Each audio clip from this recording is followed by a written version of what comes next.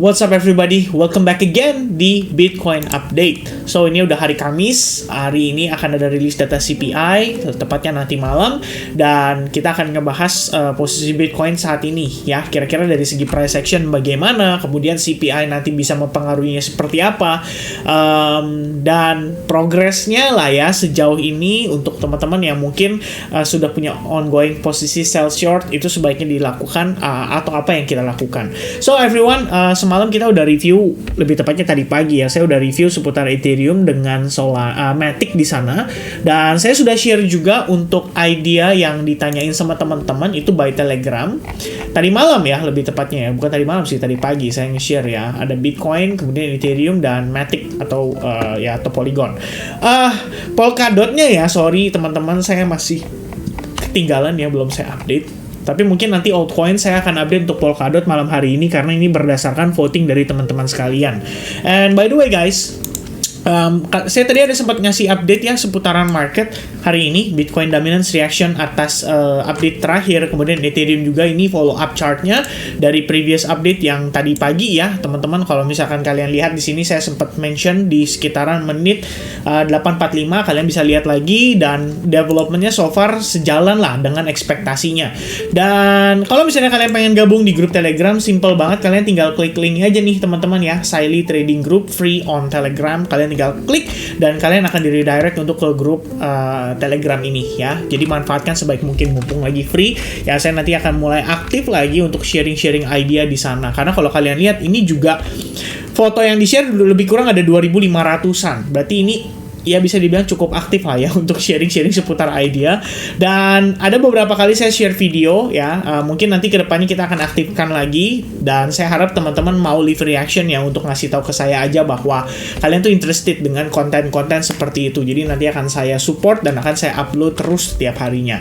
Alright, so everyone, kita bakal bahas untuk posisi Bitcoin ya. Previously kita ngebahas soal antara bull dan bear, but di video update atau di penjelasan dalam video update tersebut itu saya memang view-nya lebih ke bearish ya. Beberapa reason, salah satunya juga karena saya sendiri memang masih hold sell short position ya pada Bitcoin. Ini screenshot terakhir, risknya saya ngambil sekitar 1%, jadi around $100 dari sekitar $10.000 ya, equity misalkan, dan so far so good ya, lebih kurangnya running up to 3R ya, di hampir 3R, dan finally kita ngelihat ada retracement atau koreksi ya. Kalau kita lihat dari bigger pictures, ini sebenarnya kita udah sempat mention ya di dalam beberapa waktu terakhir soal bagaimana sebetulnya progress di Bitcoin itu bisa dibilang mengalami rejection ya, ada pada VWAP, kemudian ada pada Fibonacci 61,8%. Dan kalau teman-teman masih ingat, kita udah pernah ngebahas di salah satu live streaming soal bagaimana di sini pergerakan kita itu bisa jadi membentuk yang namanya ABC corrective wave. Jadi ini jatuhnya adalah A, kemudian di sini ada kalau teman-teman perhatikan ya, ada A, B, dan possible C wave, lalu di sini finishing nih B wave. Ya, kalau misalkan ini benar-benar terkonfirmasi, maka kita bisa ngelihat menuju wave C itu bisa prosesnya 1, 2, 3, 4, dan 5 ya. Balik lagi, ada 5 wave correction seperti wave A-nya ya, karena di sini kalau kita lihat kan jatuhnya lebih ke zigzag ya, dia turun, create lower high, and then preparation untuk turun lagi ya. Di sini minimal kita udah lihat penurunan impulsifnya satu kali. Jadi kalau misalkan nanti dia retrace dan tidak melebihi dari high point di sini, ini berarti adalah possibility untuk menuju ke wave 3 dari C wave ya, secara gambaran besar.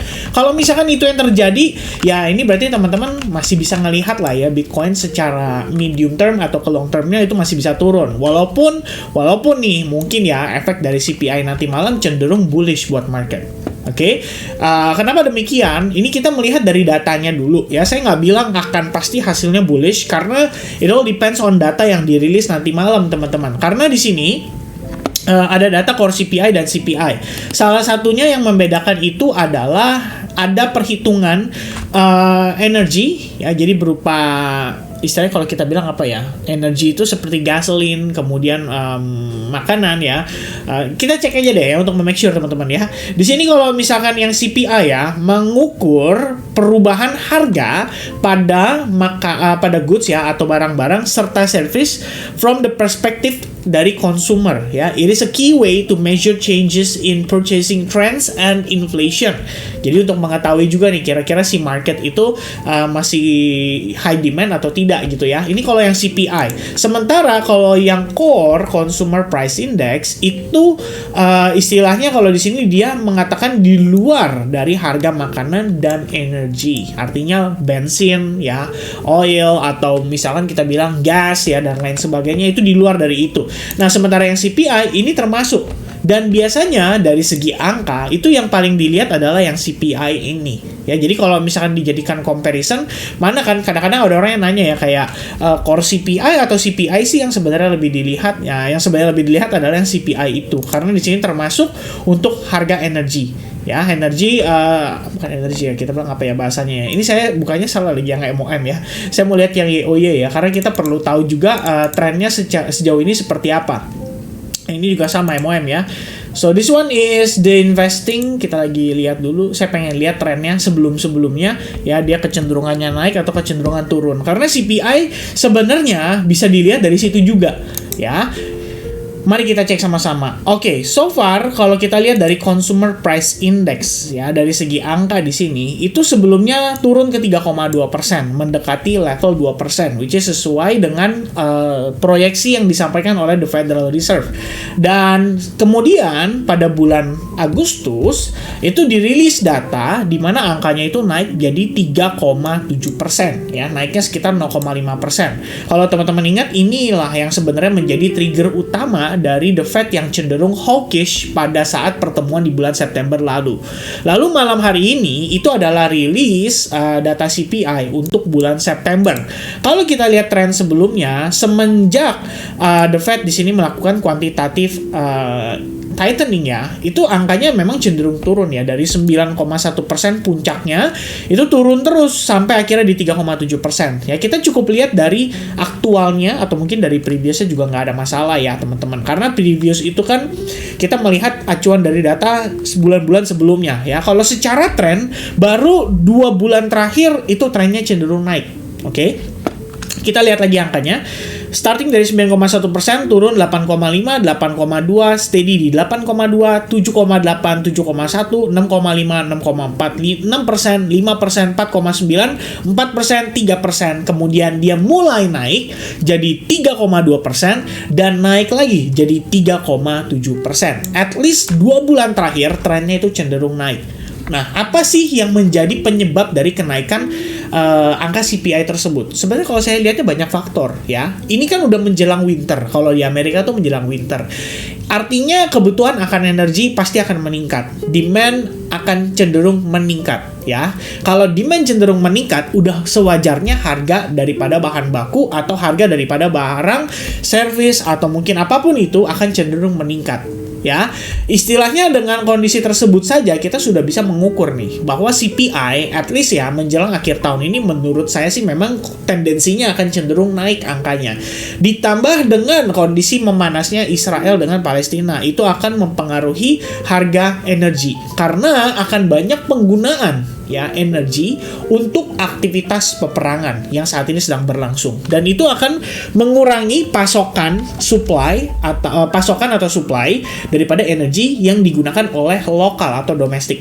Ya, kira-kira seperti itu. Jadi kondisi CPI ya ini akan sangat mempengaruhi dari keputusan yang akan diambil oleh the Federal Reserve pada pertemuan mendatang, which is kita tahu itu akan dijalankan pada kisaran tanggal 1 November 2023. Oke. Nah, CPI nanti malam akan seperti apa ya? To be honest, kalau lihat dari trennya mungkin angkanya akan cenderung naik ya. Walaupun di sini forecastnya di 3,6% nih, artinya turun kan 0,1%. Kalau misalnya angka ini naik dari 3,7% jadi 4% aja atau 3,8% saja, ini berarti dampaknya terhadap market akan lebih negatif lagi. Dan saya rasa itu menjelaskan ya rejection dari Bitcoin selama beberapa hari terakhir selain efek perang. Ya, itu sudah kita mention pada saat emergency live sekitar beberapa waktu lalu. Ya, Teman-teman, saya kan sebenarnya kalau di grup advance tuh ada nge-forward semacam link ya, link untuk istilahnya segala activity saya di YouTube ya, ketika saya upload dan ketika saya nge-post. Sayangnya di sini, ini linknya masih ada ya, cuma kalau misalkan kalian klik linknya, itu nggak jalan ya, udah nggak ada, istilahnya udah nggak, videonya katanya sih dihapus atau di remove ya, tuh dari si YouTube-nya ya. Sayang banget sebenarnya teman-teman, karena di sini banyak banget sih diskusi penting yang saya sampaikan ya ke teman-teman sekalian, dan ini berhubungan banget dengan kondisi daripada si kripto utamanya ya. Ini video terakhir teman-teman ya, live streamingnya sayang banget sudah di delete ya, di YouTube channel saya juga udah nggak ada, dan saat saya mau mungkin ubah itu jadi unlisted supaya teman-teman tetap bisa nonton, sayangnya tetap tidak bisa ya, karena melanggar guideline ya, kalau katanya sih guideline, tapi saya pikir ini pasti hubungannya karena saya ngobrolnya terlalu belak-belakan di sana ya, seputar kondisi daripada perang, ekonomi, dan juga ngebahas tentang bagaimana impactnya terhadap financial market.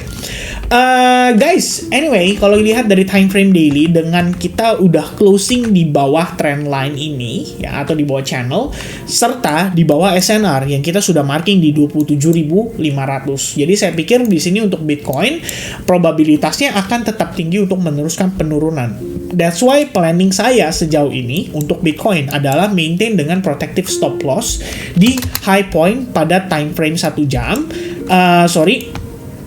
Atas candle agresif yang ini ya. Jadi kalau teman-teman lihat, ini kan dari candle agresif ya, penurunan. Biasanya kalau orang bilang ngelihat kondisi tersebut, kita akan bilang ini istilahnya dengan area imbalance atau fair value gap ya. Dan rupanya sudah dites 50% dan harganya kembali mengalami rejection. Kalau teman-teman lihat lagi, sebenarnya kalian gunakan Fibo retracement juga, di sini pas banget Fibo 50%. Diiringi dengan sebuah rising wedge pattern ya. Jadi kalau kita lihat di sini penguatannya cenderung terbatas, naik turunnya bisa dibilang dalam struktur yang amat sangat terbatas dan bergerak tetap di bawah area Fibo 50% plus support level sebelumnya. Jadi ibaratnya di sini kalau kita lihat seperti ada konfirmasi untuk lower high ya. Nah, kalau teman-teman mungkin yang belum begitu paham, kalian bisa gunakan indikator exponential moving average 21. Jadi selama harga Bitcoin di bawah EMA 21, kalian bisa lihat respect banget ya, reject lagi terakhir ya. Sejauh mana dia akan turun, to be honest, kalau ngelihat dari price actionnya sendiri sebetulnya saya hapus dulu biar lebih enak ya teman-teman lihatnya ya. Per downshift di sini ya, ini kalau kalian masih ingat ya, beberapa waktu lalu kita sempat mention, dan per downshift itu terjadi, saya pikir tren daripada si Bitcoin itu benar-benar shifting ya, menjadi bearish, dan potential targetnya itu akan kembali lagi ke area SNR major yang sudah pernah kita marking sebelumnya, yaitu di 26 ribuan dolar more or less-nya, atau slightly di atasnya, yaitu di kisaran area ini ya. Ini juga sempat menjadi key level, resistance, support, breakdown, become resist, become support, dan dia nanjak lagi ya. Jadi around 26.300 sampai 26.000 dolar akan menjadi potential target. Cuman karena terakhir ini kan udah istilahnya udah di chopping beberapa kali ya teman-teman, dan kita ngelihat penguatan impulsif terjadi dari sini. Jadi ibaratnya kalau sekarang dia turun ya, target terdekat di mana ya, target jangka pendeknya adalah kisaran 26.000 dolar ya. To be honest, saya nggak tahu nih triggernya kira-kira dari mana ya. Kalau teman-teman mungkin ada beberapa yang nge-share ya idenya, kayak istilahnya di whale alert ya, bot yang whale alert itu udah banyak yang mindahin Bitcoin katanya ke exchange, berarti orang pada mau jualan. Kemudian kemarin Ethereum itu si Vitalik baterainya juga jual ya kan. Banyak banget lah sebenarnya faktor yang kita lihat bisa menjadi FUD di market ya, dan saya pikir memang kalau dari segi trennya juga sih kelihatannya sangat wajar apabila itu terjadi ya. Jadi aktivitas selling itu masih bisa berlangsung selama, kalau misalkan untuk Bitcoin ya, selama time frame 1 jam pertama tidak break di atas exponential moving average 21. Kemudian yang kedua adalah secara struktur dia tidak flip bias menjadi bullish. For example, misalnya nih nanti si harga turun kayak gini, kemudian Anda lihat tiba-tiba dia break seperti ini. Break dari mana?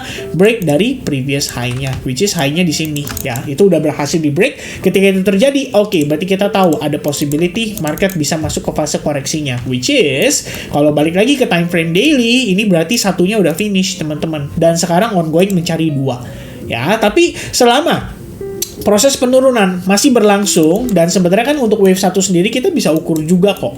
Ya, kita bisa tahu bahwa oh ini baru wave 1, ini baru wave 2 dan seterusnya ya. Mungkin consideration-nya adalah ini baru wave 1 nih. Ya, turun di sini wave 1, kemudian ABC di sini wave 2 dan sekarang ongoing menuju wave 3. Jadi dia harus impulsif dan panjang ya, baru kemudian 4 dan terakhir 5. Ya, saya pikir sekarang pun masih berjalan ya, karena kita baru ngelihat ada satu koreksi di sini membentuk semacam channel ya kan. Lalu dia turun dan belum ada koreksi lagi. Ya, koreksi terjadi itu masih bisa potensi untuk wave 4 saja sebelum another push ke harga lebih rendah. Oke, triggernya kira-kira apa? Apakah mungkin inflasi nanti malam ya, sekitar jam 19.30. That's why saya remind ke teman-teman di advance group juga untuk kita yang lagi ongoing sell short, baik itu di Bitcoin, baik itu di altcoin, semuanya boleh maintain dalam keadaan stop loss plus. Jadi kita jaga posisi kita untuk tetap maintain dalam keadaan stop loss plus ya. For example, optimism ini baru banget saya share tadi pagi. Idea ini udah kita godok sama teman-teman yang lain juga ya, kebetulan member juga ada yang ngelihat. Ya, ini udah dalam keadaan stop loss break even. Jadi kita udah amankan dan tidak ada resiko lagi di market, terutama karena menjelang CPI. Ya, dan kalau mungkin teman-teman ada yang lagi ongoing sell short juga, kalian mungkin khawatir CPI takutnya bikin market balik arah, lebih baik memang secure dulu lah 50% portion atau 75% portion, baru kemudian nanti kita cari setup lagi untuk entry kembali, memanfaatkan retracement atau discount yang dikasih ke market kepada kita. Oke, so itu dia teman-teman update saya seputar market. Semoga cukup jelas dari CPI-nya, dari Bitcoin-nya, dan juga dari pandangan seputar yang lain. Skenario-skenario berpotensi terjadi untuk Bitcoin, semoga kiranya cukup bermanfaat buat teman-teman. And thank you so much guys yang udah support channel ini, sudah subscribe channel ini. Kalau belum boleh subscribe. Kalau misalkan kalian juga interested dengan grup Telegram, feel free to klik linknya ada di deskripsi, dan make sure kalian support saya dengan klik reaction sederhana. Okay? So God bless and see you guys again later on tonight's update for altcoins. Cheers. Bye-bye.